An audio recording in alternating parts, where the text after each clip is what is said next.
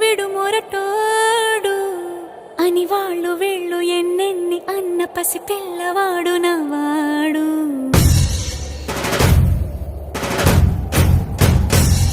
విడు ముండోడు అని ఊరు వాడ అనుకున్న గాని మహారాజు నాకు నవ్వాడు.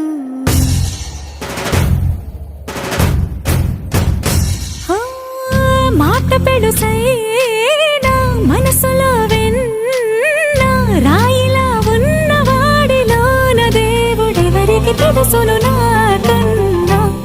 సూసేకి అగ్గిరవ్వ మాదిరే ఉంటాడు.